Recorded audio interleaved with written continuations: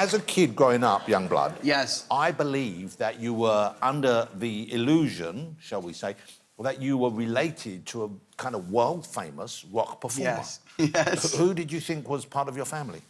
All my life growing up, me nan told me that Rod Stewart was my granddad. Wow! Flat out, right?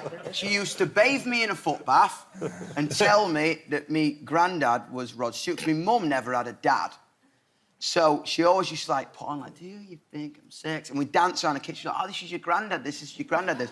And I fully believed it because I was a child. Of course you would. And I was like, oh, wow, like, look at his leopard suits. Like, I want to be like that one day.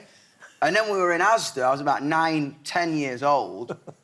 And in the bargain section was a Rod Stewart Greatest Hits CD. Sorry, Rod, it was there. It comes to all of us. By the till, by the checkout, right? And I'm like, Nan, when am I gonna meet Grandad? got the CD out, I was like proper like quivering lip, you know what I mean? Like, when am I gonna meet my Grandad? And now everyone at the checkout is like cracking up because like just caught my nan in like a blatant lie. Yeah. And that was the day I found out that Rod Stewart wasn't in fact my grandfather. Oh. Have you ever met Rod Stewart? No, he'd sent me a DM on Instagram. He was like, all right, me wee grandson. And then sent me a bottle of his whiskey, which was pretty good, actually. That's nice of him. Yeah. Nah, he's a legend, man. I find, like, songs are... They're so personal when you write them and they belong to you. And that's what... The first time I ever played it, I did a gig at Union Chapel, and I took everyone's phone away and I played the gig. And I cried when I was introducing it, I cried during it, and I cried after it. And it's because the song still belonged to me, it was still my story. But I find, like a song like Perfect is about my wife, and I've released it, but no one in this audience listens to Perfect and go, that's about Ed's wife. They listen to it and they relate it to their life. I think it's about your wife. Well, thank you. What's the best song on the album? I think the second to last song is called No Strings. OK. And it's, you know, I had you know, 2022 was a year of lots of things happening with me and my family. And I sort of said to my wife that if we can get through this, like, if we get through 2022, it's a breeze from here. Like, yeah, literally anything can happen from here, and we're good. So the song is, you know, the first lyrics are, if we make it through this year, nothing will break us. And then the chorus is, this is no strings, you're who I love, and that won't change when we're falling apart. It's just growing pains. I love how much you love your wife. My wife. I mean, I am... I've got to quote you. In that Rolling Stone, there's a big interview that Ed did in Rolling Stone magazine. It's a very good interview, I think. It's very thorough, and you come out with it very well, of course. But there's a quote from your wife talking about you having the baby, the new baby, and she said, babies love Ed because he's got an unusual face. And I mean, I thought, OK, on the one hand, I know what she's saying, but on the other hand, it's a bit of a diss. I'm under no illusion, though. Like, no one's buying my records because of the way I look. Like... You look good now you're working out 17 hours a day. Yeah, no, but I still have an unusual face. It's not unusual, Ed. Well, no one else has it. Yes, it's uniquely yours. But no, you've grown into your face, is what I'm saying. Thank you. You've seen it over the years, though. I've seen you grow up. When you were a young man, yeah, you were weird. But you know, I first came on here 11 years ago. You were definitely more ginger back then. Yeah, I think my hair's going white. I really do. Yeah. It's going, like, blondish. I've got grey in my beard, which is why I shave it. He says I say and it all gets a bit out of hand and that, but we just need to grow up, I guess. But the ball's in his court, man. It seems to me like you have grown up, though. I mean, I don't mean that in a patronising way. I mean, you used to be... It used to be. I don't know. I think maybe you disagree, but I always thought you were the unreasonable one and he was the reasonable one. That's how it was presented to us. Yeah. And maybe there's some truth in that. I don't know. Yeah, well, I think we're both unreasonable and we're both... What was the other one? Reasonable. Yeah. But right now, you seem to be being very reasonable. I don't know what Noel's saying, to be fair. I don't know he's being that other word. Yeah, OK. Yeah. Unreasonable. I'm being really reasonable. Well, then let's drill into this bit. So, is he being unreasonable, do you think, because you were once so unreasonable that he just thought, that's it, I'm done, not even ever going to change? Or is he being unreasonable because he is now just being unreasonable? You're doing well with this unreasonable. Yeah, I'm keeping You're showing off now, aren't you? I think I've got it right, and it's a hard word for me to say. Yeah. You're doing well, man. So, Is there anything in that? I don't know what it is, man, with him at the moment, you know, or whatever. I don't know why we split up, so I'd like to know. So, Hold it, you must have some idea why you split up. Was it all on him? Maybe I might have been a bit too rock and roll for him and that, and I might have cancelled a few gigs and that, and I might have stayed up later than I should have some nights, but, you know, we're not Club 7, that's what you do. So, and I don't know, maybe he just wanted to go solo and do his thing and just be on his own and take all the fun out, you know, he just wanted to do his thing, but I don't know what I've done really, to be fair, but, you know, we'll get to the bottom of it one day. Is this Phil or not Phil?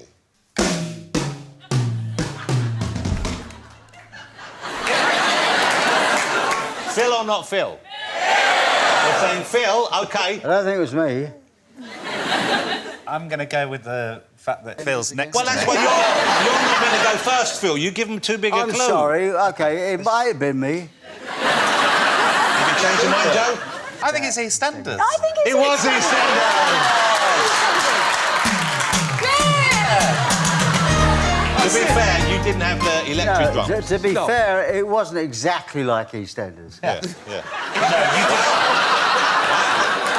Let's have another one. Let's have another one. Here we go. Phil or not Phil? Take it away, John. Yeah, Phil. That's an orange band in Belfast. Well, let me think about that. Probably the most famous drum sound of all time, I think. Yeah, It's one of the most in popular music, for sure. That is. EastEnders.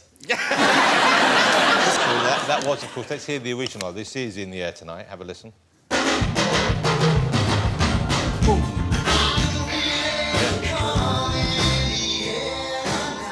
Why do gorillas love that so much? Do you feel at home when you come here? Is there a connection that you're aware of? I definitely do. My grandmother, she spoke British. We always came over. She did.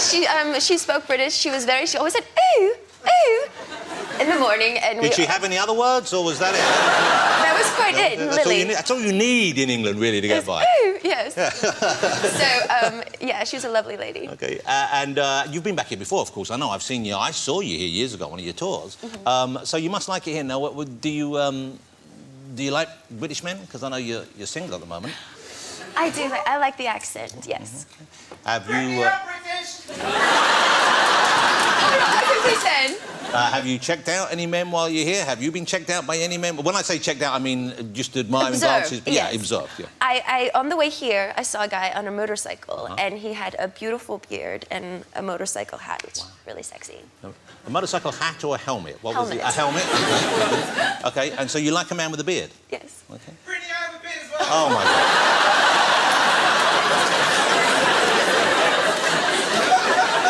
Have you got a motorcycle helmet, though? The missing component. How's the new house? How's it all going? It's been fucking horrible. Yeah. So I got sent in this house from Ed Sheeran, of all people. Wow. Thank you. Oh, he bought your house? Did he fuck? No. I fucking wish. But no, he sent me an email, because we became quite close over lockdown and stuff, and like we're FaceTiming and stuff like that. Nothing weird. He sent me this email and was like, oh, I've told him I was looking for a house, and he was like, this place looks brilliant, it's in Scotland. And I was like, you're Ed Sheeran, you obviously know loads about property. It's the first thing I thought when I heard Galway Garage. Says, this guy knows the housing market. No, but he... so he sent me it, and it looked beautiful. Sprawling hills, Jonathan. Very green, lovely. Like a nice farmhouse aesthetic. Beautiful. And then I moved in. I kind of was blinded by the outside of it, and I thought the interior wasn't up to scratch, but I was like, I can change all that. I've got big plans. Yeah. And I moved in, and it was an absolute fucking shithole. And it smelled of smoke and wet dog. And there was a bag of live frogs in the cupboard. Now, a box of live frogs I can stand by, but a bag I can have no part of. A bag of live frogs? Yeah, I don't know what they were there for, if it was like some weird sex thing, or... So I don't live there anymore. I've moved out. So Ed Sheeran, wherever you are, fucking, you owe me money. So where do you live now, then? You found another house? I have found another house in Glasgow, right. Yes, in the West End of Glasgow. Yeah. It's the posh part. Yeah, and life is... That's good. All right, yeah. Okay. I mean, not good. Oh, it's not good? Well, there's a war on, Jonathan. No, I know. Sorry, you can live in your bubble.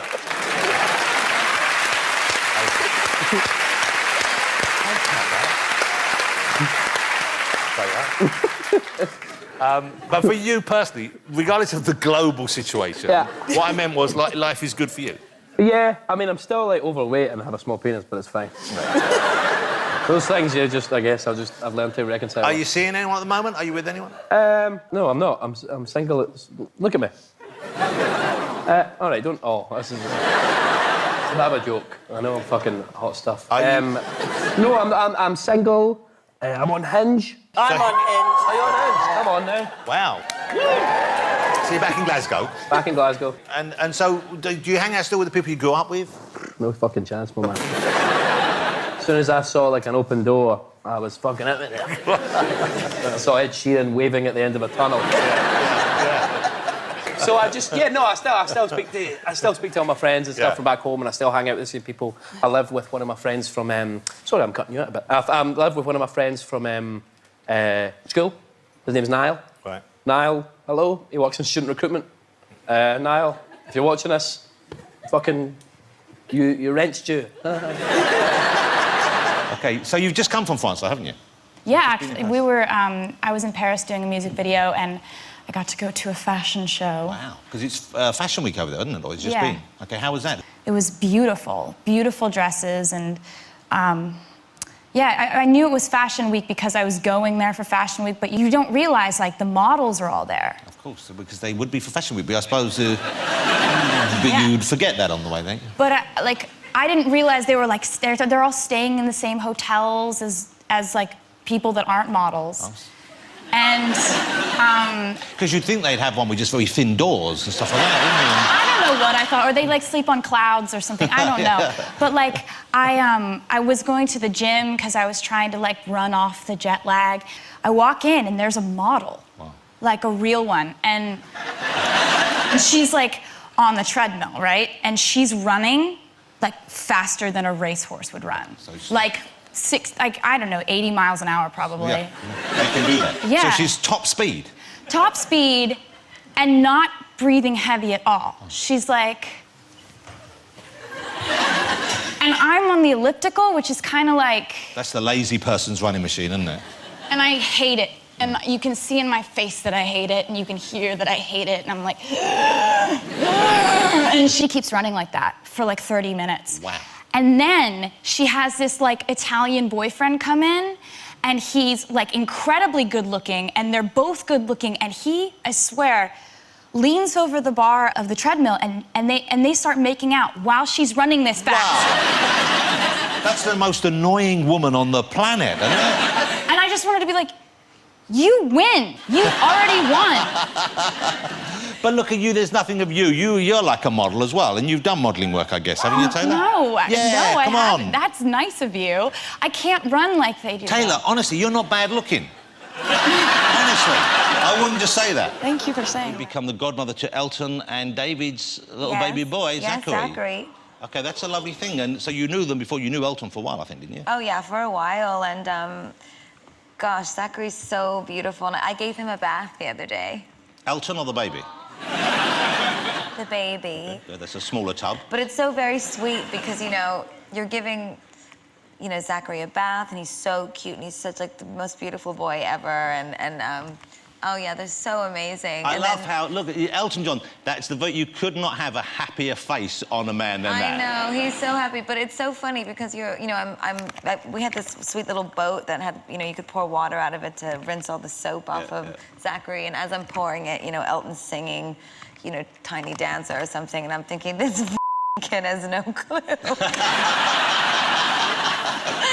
That his father is such a legend, and but, you know, the most beautiful thing to see, and for me, especially as someone that's such a gay rights activist in America, I could not see a happier family than I see in them. I mean, I truly have never seen a child have so much love in their life. It's so beautiful. And seeing little Zachary splashing around his bath, water on, look up, Gaga. Did he say Gaga to you? Because that would have... I don't want to give away too much private information. That would be great if his first words were Gaga, they go, Godmother. I will say that he's very spunky. He's very, very spunky. That means something slightly different over here. But, Does? yeah. What should I just say? Doesn't matter. But did it... Here's what I want to know, Gaga. Did it make you feel at all broody? No. Oh. I'm a maternal person, but I'm not feeling the urge to be pregnant. Do you think you will feel the urge? Someday I will be, not now. Oh my gosh, the fans would kill me. I really want to make, like, at least 10 more albums before I do something like that. Well, I would welcome that. I'm already working on the next one. When Liam was on the show, he claimed that you had been offered 100 million to perform together again as Oasis. Yeah. Which sounds extraordinary. Yeah. I don't think it's necessarily untrue, but is that true? Why do you say it's not necessarily untrue? Because it is untrue. Well, I'm saying it's not necessarily because I can understand that someone could make enough money. There isn't £100 million in the music business, right? Between all of us, right? So the fact that any one band or me, but I wouldn't. If anybody wants to offer me £100 million now, I'll say it now. I'll do it. I'll do it for 100 million. Right? It's a ludicrous. What is funny though is that I think Liam actually believes it, which is the funny thing. But Liam, I've known him a little bit better now.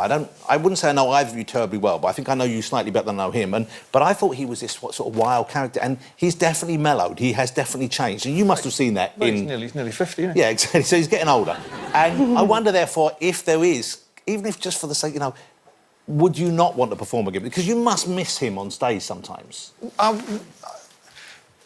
Not particularly, no. I don't, because it's a different band. Yeah, no, but I know, but I mean, thing. all right, but put High Flying Birds to one side and say they're still there. You'll still be doing High Flying Birds, of course you will. But would you not want to be with him on stage again? Well, as I was saying to the guy in the Oasis documentary yesterday, I find it a bit sad that there's a whole generation of kids, working class kids, who have got nothing of their own to buy into, and they're projecting all that onto a couple of 50-year-old fellas. Where's the new Oasis? Where's that? Where is that? Where are those guys? What do you not miss being on stage with him? Because I tell you why I'm curious. Because I believe in the last documentary that was made about you guys, Supersonic. I think your mum talked in that, and she says, "I wish they could just sort it out. I wish they could just get on." And I wish it. And she says, "I wish it hadn't ended the way it had." We all do. We all do. But the fact of the matter is, it did, and everybody's moved on. And on that subject, I talk to my mum every other day, and she's never mentioned it to me once. Once. She went behind your back in a documentary. That's right, she did. A lot of people play your stuff at weddings. Which is the one they play the most? I'd have to say probably Unbelievable. Unbelievable. Yeah. Which makes sense. And do they come and tell you that they're playing their music for that special event? Well, yeah, you get two sort of things going on. Like people giving like anecdotes and stories about, we played this as our first dance, and you're just like, yo, like to be part of your special day, that this song hit. Yeah. And then there's also like getting the request, would you come and perform that song? Have you done any of those? Have you been to anyone's wedding? Do you know what I have? That's the thing. It's like I don't do that many, but there was one time where I was asked, and that they'd done like a year's worth of amazing different things. There was skydiving and showing like, Craig, will you be at our wedding? So they'd really put the effort in to get your attention, yeah. And then I just rocked up to their house, and I just ended up just performing in their back garden. And and the thing was, they were so concerned to make sure it was okay for me. And I was just thinking, this is your day. So I did like a little DJ set, did a couple of tunes. Amazing. It was wholesome. It was really that's wholesome. nice, because people now know you're available for weddings. Jill, you proposed quite a long while ago to Shelley, did you? Yeah, I did actually. Yeah. But you haven't got married yet? No, it's so nerve-wracking though when you're preparing for a proposal. I had like the ring in my backpack, and I think I used to just walk around with this backpack on, like without knowing, and she thought I was actually leaving. She thought I was leaving. And then I think I had this big plan and it didn't work, and I just threw her the ring and said, will you marry us? And it's like 5 years later and she keeps going, when are we going to set the date? But well, if you'll come and sing, I'll Wow. Well, this is the opportunity, right? Yeah. Do you have a date yet? No, we don't. But if you'll come and sing, you can lock in. I'll do it you tomorrow. could work around. So if Craig gives you his schedule, Sunday could be. Sunday could be okay, because you know what he does on a Saturday. Exactly, so Sunday is the day to go. Will you not be too tired? No? You'll be okay. He's still in the prime of youth. Look at him. Still got a little something in the gas can. Do you know what though? Genuinely, just let us know. Oh, brilliant. Maybe it's the moment. Maybe like this. Let's like make it.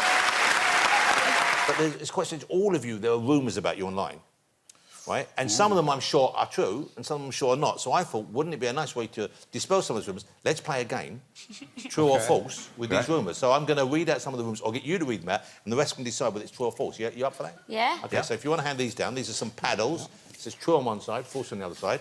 OK, and we've got the rumours written down here. So we'll just read the first one out. Let's start with Jack. Read out the first rumour, and we decide whether it's true or false. You tell us. Don't give it away like that. I have a glass eye. I so want this to be true. It might not be in his eye socket, though. Maybe he's got one he carries around with him for good luck. It is false. Buddy, which one did you think was the false eye? Yeah, which one? It could be any of them. Yeah. That's a genuine rumour online about you. I read that rumour Where'd when it come I first did television. I did Celebrity Big Brother's Big Mouth, and I was the host of it, and I foolishly went online afterwards and read in a forum a thing about me, and the line at the top was, does Jack Whitehall have a glass eye? And then underneath there was all these people debating whether or not I had a glass eye, which then genuinely gave me such a complex. And then the next night, when I had to host the show, I was moving my eyes around like, to try and show them that I did it. Kush, we got another one for us? I once had a wee next to Beyonce. Well, we've all done that. It is true. True. And where was this? At the Met Gala. Oh, you've been there?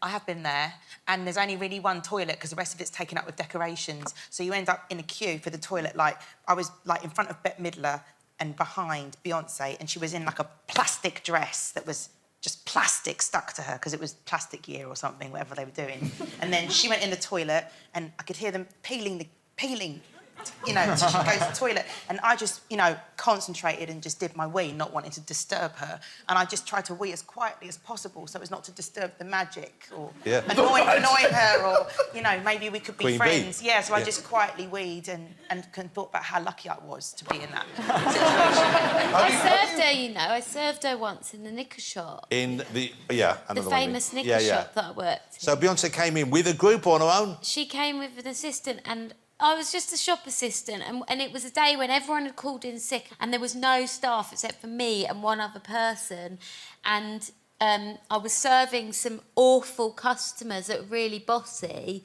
and she walked in, Queen Bee, like, oh, you are absolutely my idol. And I tried to keep it cool, and I was just like, hello, madam, can I help you? Like, treat her normally, because I knew that's what she would have wanted. And then she went in, and then she came to the till at the end to sort of sign her bill. Extortionate. And then she just, like, held my hand. She went, what else do you do? And I went, this is really lame, but I do sing. And she held my hand and she went, I wish you all the luck in the world with your career. You're a special person. Wow. And I was like... So thanks, B. That's amazing. You got one more for us? Okay, I spent £40,000 on a diamond-encrusted mouthguard. I mean, horribly, I suspect that's true. Okay. I mean, how often are you going to wear it? Paloma, would you... Yeah, I'll do one. I gave Alan Carr, Adele and Adele's dog food poisoning. Sorry.